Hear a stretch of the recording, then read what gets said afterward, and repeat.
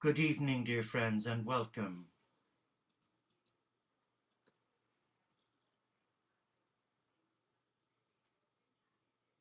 Welcome to our 10 o'clock vigil, and I hope you can hear me and see me okay. So let us just begin by just coming back to our heart and just having a few minutes quietness, a time to be alone with our heart, to listen to the heart, because there are so many demands upon the heart each and every day we live. The media, neighbors, noisy next door animals, you name it, we have a barrage of distractions. So to be able to sit here with you for the next 30 minutes, I guess is a privilege. So let us be still and just focus on our in-breaths. Take a nice deep breath. And now release any worries or anxieties or tensions or illness, and just let them go to Mother Earth.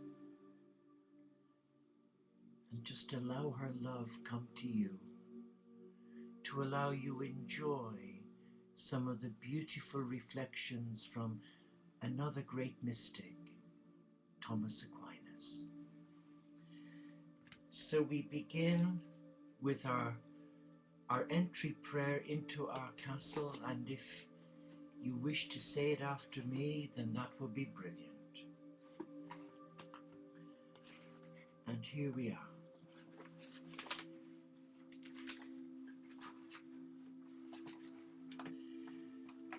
I cross the bridge into the silent bliss of my castle. I close the drawbridge and I forbid all outside influences from entry into this holy place, a place that is my soul. Here in my castle, I am alone with God, and under God's light and companionship, I discovered the depth and the beauty of my soul. I embrace the power of prayer. I open myself to divine guidance. I surrender myself to become as a channel of grace, for grace, healing, and service as God directs my life. We just focus on those words just for a few seconds and just feel the power of drawing up your drawbridge, putting a sign on your door, do not disturb. This is me time with the beloved.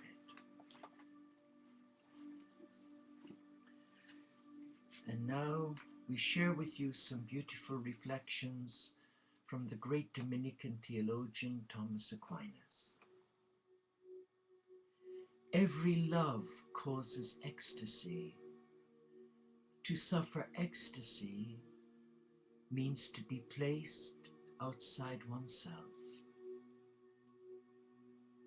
And Matthew Fox says, Aquinas says we suffer ecstasy.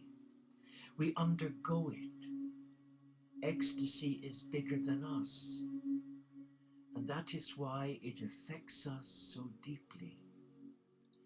It transforms us and makes us new. It makes us alive when we are feeling deadened and puts us outside ourselves, beyond our pains and woes and troubles. Where do we find such ecstasy, he asks. It comes with every love. A shocking observation. The love of a tree, the love of a poem, of a flower, of a bird, of a dance, of music, of strangers, of lovers, of relatives, of enemies. Any love whatsoever causes ecstasy. So ecstasy is not rare. It is not rationed. It is everywhere love is. Wow. No wonder Aquinas put optimism ahead of pessimism. He found love and ecstasy everywhere. Despite the cynicism and the rapaciousness of today's society, can you see the abundance of ecstasy in every love? And Aquinas says, in the Song of Songs in chapter 5 we read, "My beloved, you are drunk with love." Those who are drunk are not inside of themselves, but outside of themselves.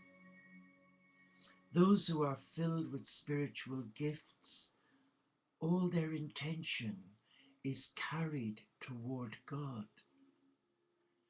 Just as those who hold their mouth to a fountain of wine are drunk, so those who hold their mouth, that is their desire, at the fountain of life and sweetness are drunk. And so they are drunk, since with you there is a fountain of life. And Matthew Fox says Aquinas is endorsing drunkenness here. Time to get high. Time to get outside ourselves. Time for some ecstasy. This is what mystics do and what mystics teach. Not just any drunkenness, but to be drunk with love, which brings on ecstasy. When were you last inebriated with love? What did it do for you? What did it do for others? When did you last hold your mouth, that is your desire, at the fountain of life and sweetness and get drunk? It sounds like fun, getting drunk on the fountain of life. Time for an encore. And Aquinas shares this. Love brings it about that lovers are directed not only toward themselves, but also toward others. And Matthew Fox shares this. Real love leads beyond the lovers to others. Love expands. Love is inclusive. It enlarges the soul. It enlarges one's actions, one's politics, one's economics, one's thoughts. Love is not self-serving or exclusive. It expands consciousness and births imagination. It struggles for justice. It stands in solidarity. It dares, it fights, it blossoms into compassion. Can you find new ways to shine your love outward? Aquinas says God puts into creatures, along with a kind of sheen, a reflection of God's own luminous ray, which is the fountain of all light.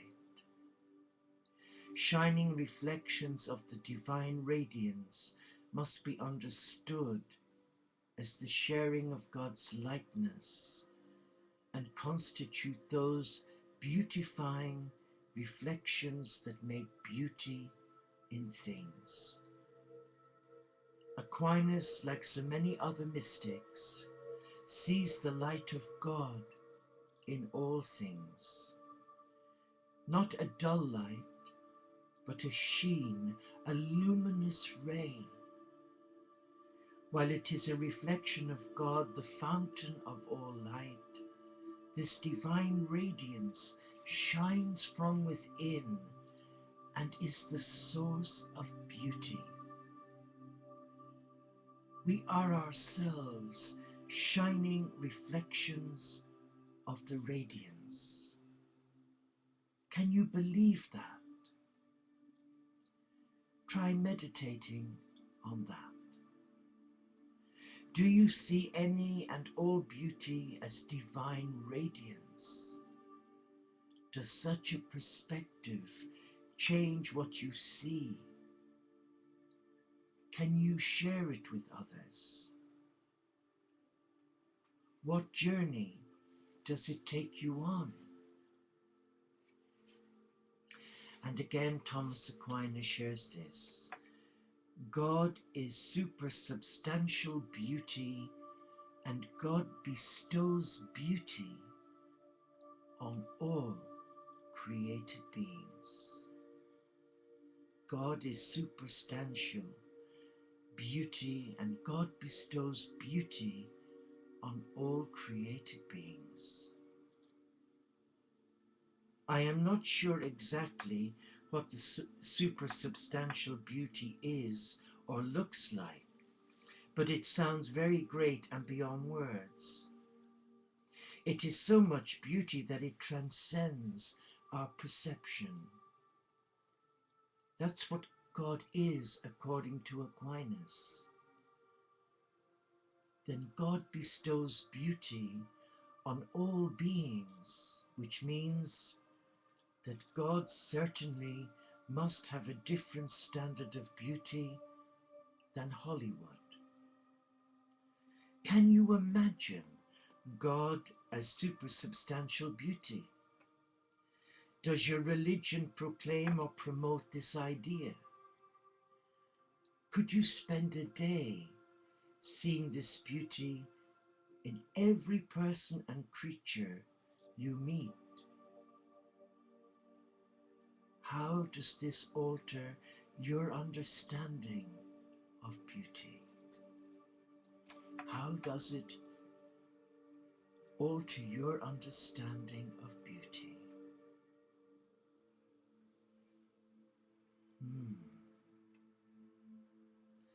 And Thomas Aquinas shares this: the highest beauty is in the Godhead. Since beauty consists in comeliness, but God is beauty itself, beautifying all things.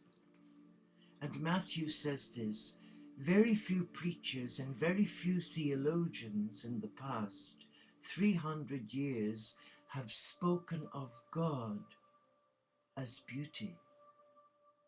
This is an important ethical and spiritual category, and it has been missing from modern consciousness. Descartes, the father still, alas, of modern Western education, developed an entire philosophy, but with no philosophy of beauty or aesthetics. This is one reason for our global ecological crisis. Beauty has no ethical or philosophical standing in the modern era. We can bring it back. We must bring it back.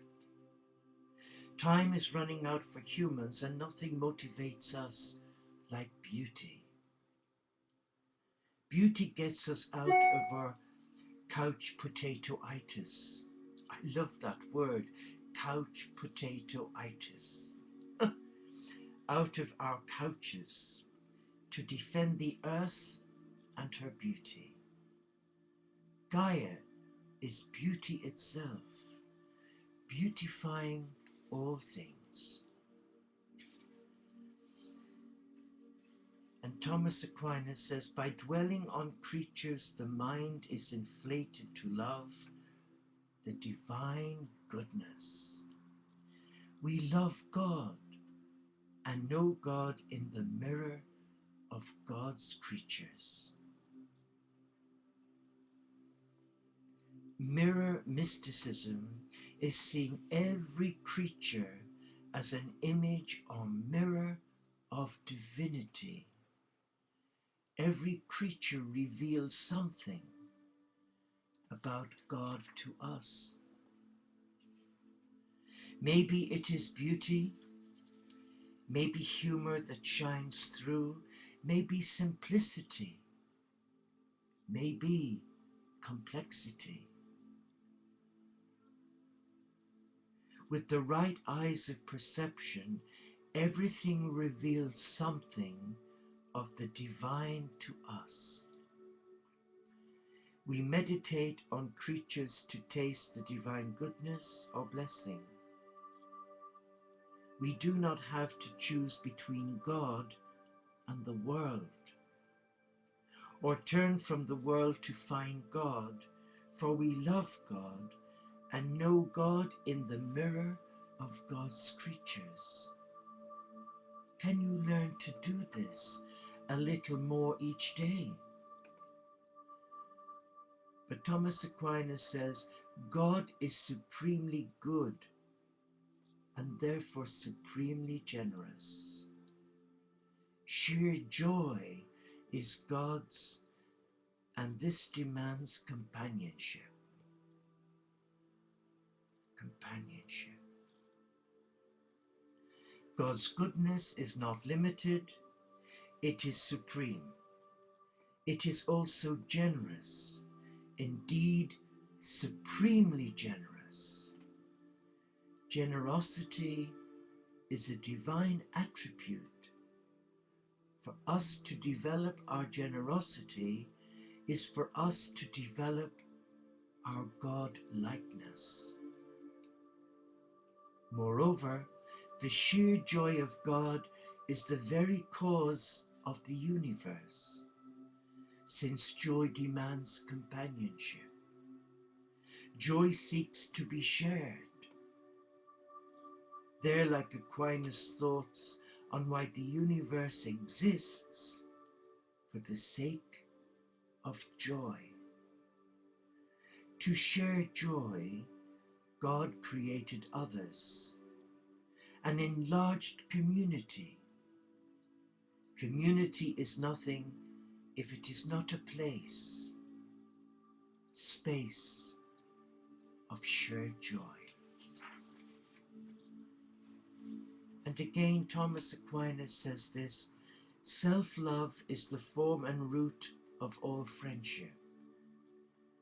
Well-ordered self-love is right and natural. So much so that the person who hates himself or herself sins against nature. To know and to appreciate your own worth is no sin. And yet that throws on its head the spiritual training we had as young novices back in the 60s.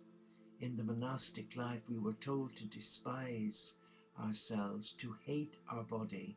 We had to punish it every first Friday by whipping it and wearing a big chain on our pelvic girdle and pull on it till blood came. It was so narcissistic and dangerous. And yet here, Thomas Aquinas, many hundreds of years ago in the Middle Ages, shares this. Self-love is the form and root of all friendship. Well-ordered self-love is right and natural. So much so that the person who hates himself or herself sins against nature. To know and to appreciate your own worth is no sin.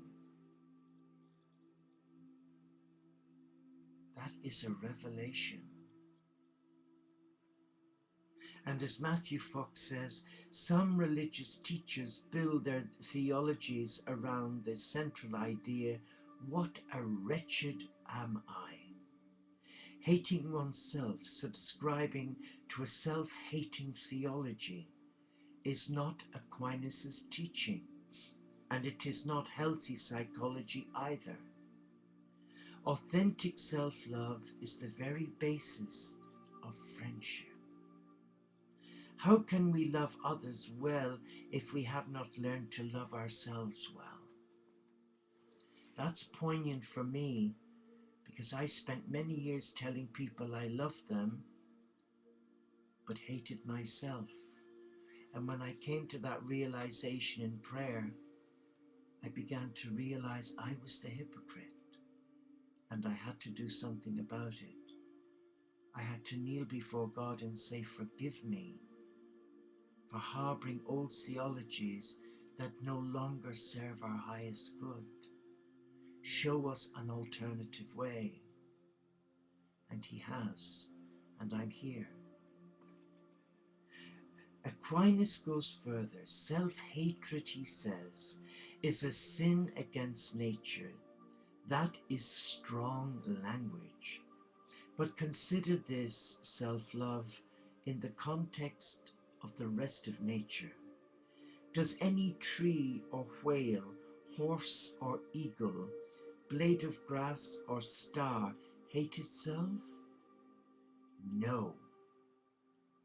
As McKilt says, they seek only to fulfill their true natures, to do the work of being the best possible tree. Whale, horse, eagle, and so on. It is false and pseudo-humility to hate oneself. We need to come to know ourselves and appreciate our own worth and to help others to do the same. There lies authentic friendship. Isn't that powerful? Isn't that amazing? And then Aquinas says, all things together are very good by reason of the order of the universe, which is the ultimate and noblest perfection in things. And Matthew Fox interprets that as saying, Aquinas puts our existence and that of all things in the context of the entire universe. His is not a psychologically based spirituality, but a cosmologically based spirituality. If we are looking to find the ultimate and noblest perfection in things, he proposes, then look to the whole. Today we know the order of the universe is a very dynamic order, a rapidly evolving order, an order in motion, an order of the birth, death, and resurrection of galaxies, supernovas, stars and planets, including Earth. We all exist to serve a larger order, the cosmos itself. And Thomas says, one meditates on creation in order to view and marvel at divine wisdom. Each creature is made as a witness to God, insofar as each creature is a witness to God's power and omnipotence, and its beauty is a witness to the divine wisdom. Think of every creature as a witness to God, a testimony that wisdom exists that beauty exists, that it is constantly incarnated and made flesh in so many forms, in so many eras and evolutionary epochs, a never-ending caravan of history and species and individuals, all bearing witness to divine wisdom unfolding within and without them. Apply this observation about meditating on creation to the work of the scientist. Aquinas exalts the vocation of science. Let us now bring that portion to an end, because otherwise we won't have much time to just reflect and be still. Every love causes ecstasy. To suffer ecstasy means to be placed outside oneself. So here we are in the temple of love, in the cathedral of life with no walls, and we are one. Let us just be still and visualize love, beauty, joy.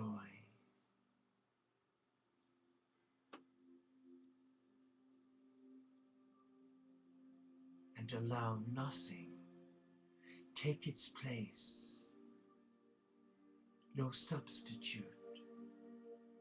Embrace that love,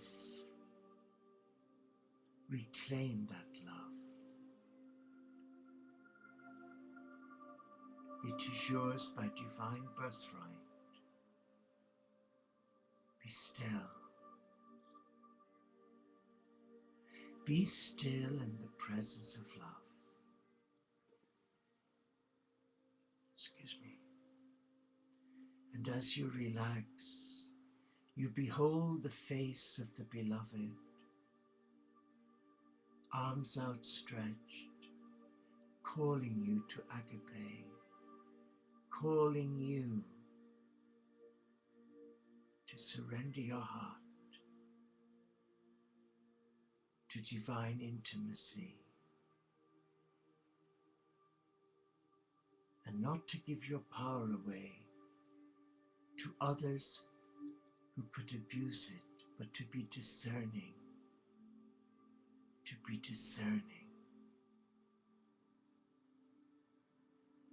better to wait.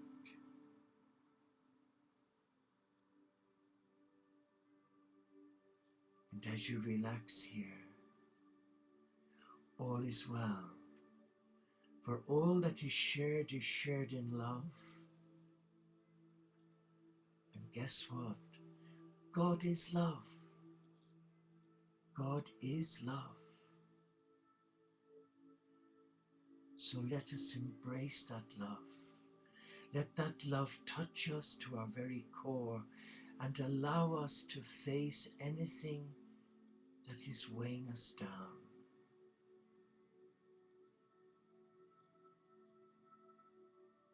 And that we eat healthily and fresh every day, and keep the mind alert, and not as an antagonist to the soul, but as a friend.